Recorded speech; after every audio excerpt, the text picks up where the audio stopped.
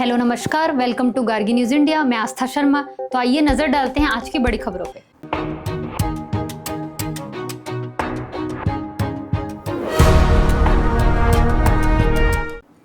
Department of post ने United states के लिए सभी पोस्टल सर्विसेज को सस्पेंड कर दिया है। ये फैसला तब आया जब अमेरिका ने 29 अगस्त से डी मिनिमस एग्जेम्पशन को विड्रॉ कर दिया।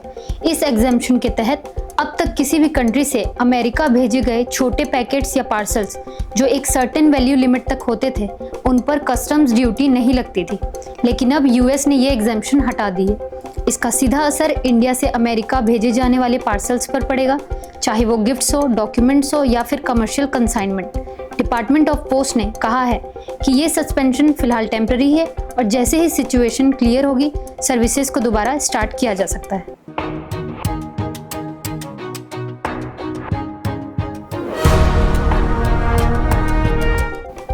Prime minister Narendra Modi Japan के 2 दिनों के ऑफिशियल दौरे पर हैं, जहां उन्होंने सेंडाई सिटी का सफर किया, जहां पर उन्होंने एक सेमीकंडक्टर प्लांट का दौरा किया। इस विजिट का मेन मकसद है इंडिया जापान समिट अटेंड करना और जापानीज लीडरशिप के साथ वाइड रेंजिंग टॉक्स करना।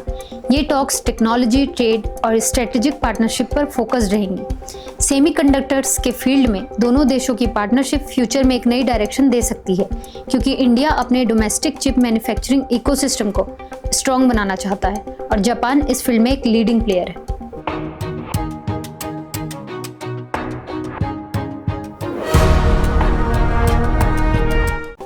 डोनाल्ड ट्रंप के लगाए गए टैरिफ्स पर अब बड़ा झटका लगा है। US court of appeals for the federal circuit ने फैसला दिया है कि ट्रंप ने अपनी पावर्स का गलत इस्तेमाल किया जब उन्होंने नेशनल इमरजेंसी डिक्लेयर करके लगभग हर कंट्री पर इंपोर्ट टैक्सेस थोप दिए थे। कोर्ट ने कहा कि ये स्टेप यूएस कॉन्स्टिट्यूशन के दायरे से बाहर था और इस वजह से ट्रंप के स्वीपिंग टैरिफ्स अब नॉकडाउन कर दिए गए हैं।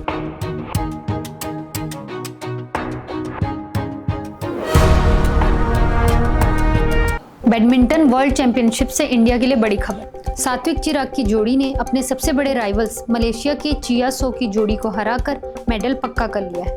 ये उनका वर्ल्ड चैंपियनशिप में दूसरा मेडल होगा 2022 के ब्रॉन्ज के बाद। साथ ही इंडिया की पोडियम स्ट्रिक भी कंटिन्यू हो गई है, जो शुरू हुई थी 2011 में ज्वाला गट्टा और अश्विनी पोनप्पा के ब्रॉन्ज।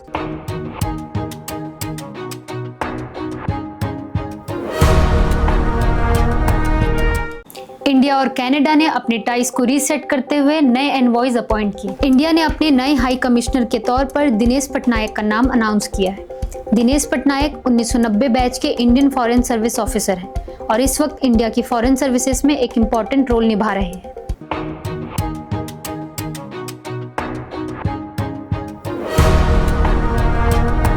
यूनियन कॉमर्स और इंडस्ट्री मिनिस्टर पीयूष गोयल ने एक बड़ा मैसेज दिया। उन्होंने कहा, इंडिया अपनी सेल्फ रिस्पेक्ट पर कभी कॉम्प्रोमाइज नहीं करेगा, चाहे बात ट्रेड नेगोशिएशन की ही क्यों ना हो। ये बयान उस वक्त आया है जब अमेरिका ने इंडिया पर 50% टैरिफ्स लगा दिए हैं और दोनों देशों के बीच ट्रेड डील नेगोशिएशन एक स्टेलमेट यानी डेडलॉक पर अटक गए हैं। पीयूष गोयल ने क्लियर कर दिया है कि भारत अपने नेशनल इंटरेस्ट को हमेशा सबसे पहले रखेगा।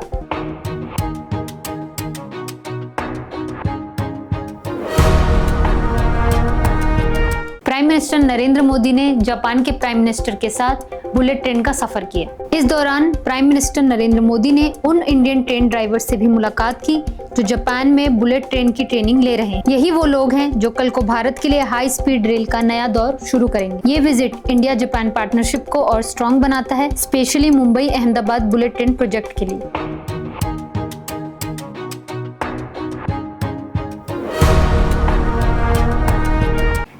जम्मू एंड कश्मीर से एक बुरी खबर सामने आई। क्लाउड बर्स्ट और लैंडस्लाइड के बाद 11 लोगों की मौत हो गई है और कई घरों को नुकसान पहुंच चुका है।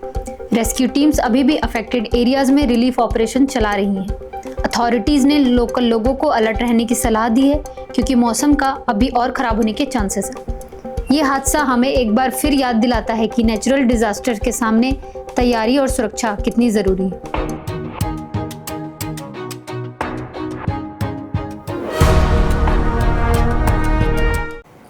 मुंबई में मराठा रिजर्वेशन को लेकर प्रोटेस्ट अभी भी जारी है। इस बीच महाराष्ट्र सरकार की कैबिनेट सब कमेटी ने एक्टिविस्ट मनोज जारंगे पाटिल के साथ बैठक की है। जारंगे पाटिल और उनके सपोर्टर्स डिमांड कर रहे हैं कि मराठा कम्युनिटी को रिजर्वेशन में क्लियर और परमानेंट कोटा मिले। सरकार ने उनकी बातों को सुनने और सॉल्यूशन निकालने का भरोसा दिया है, लेकिन ग्राउंड पर प्रोटेस्ट अभी भी तेज है। पुलिस और एडमिनिस्ट्रेशन ने सिचुएशन पर नजर बनाई हुई है ताकि शांति और कानून व्यवस्था बनी रहे।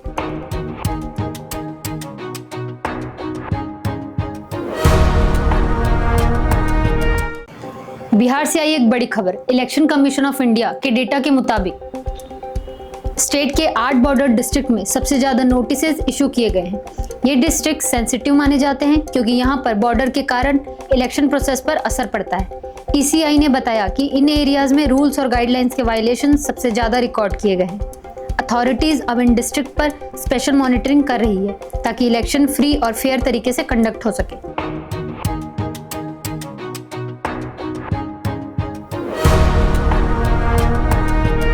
चाइना के प्रेसिडेंट शी जिनपिंग एक बड़े डिप्लोमेटिक मूव की तैयारी कर रहे हैं। वो जल्दी ही रशिया के प्रेसिडेंट पुतिन और इंडिया के प्राइम मिनिस्टर नरेंद्र मोदी को होस्ट करेंगे। एक्सपर्ट्स कहते हैं कि ये मीटिंग एक राइवल फ्रंट क्रिएट करने की कोशिश है, directly against the United states, यानी कि ग्लोबल जियोपॉलिटिक्स में एक नया पावर इक्वेशन सामने आ रहा है। इस हाई प्रोफाइल मीटिंग पर पूरे दुनिया की नजर लगी होगी क्योंकि इसका असर इंटरनेशनल रिलेशंस और ट्रेड पर सीधा पड़ेगा।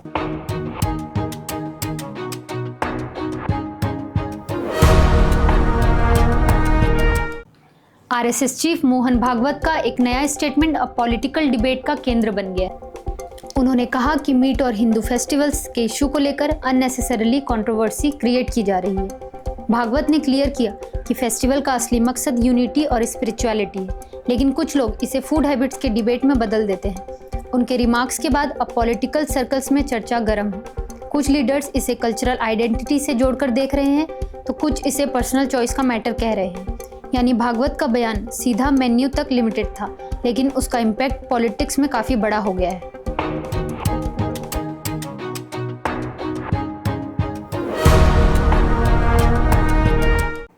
नोएडा में रेड अलर्ट जारी कर दिया गया है। लगातार भारी बारिश ने शहर की जिंदगी को प्रभावित किया है। सड़कें डूब गई हैं और ट्रैफिक भी ठप है।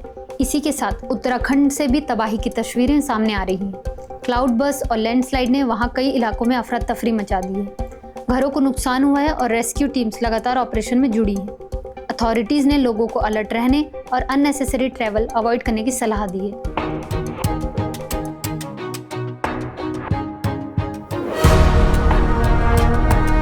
वैष्णो देवी यात्रा जम्मू एंड कश्मीर में भारी बारिश और लैंडस्लाइड की वजह से 5वें दिन भी रुकी हुई है। इस वजह से हजारों श्रद्धालुओं को यात्रा में देरी और परेशानी का सामना करना पड़ रहा है, जो उनके लिए निराशा का कारण बन गया है। अथॉरिटीज प्रयास कर रही है कि यात्रा जल्दी से सामान्य हो सके।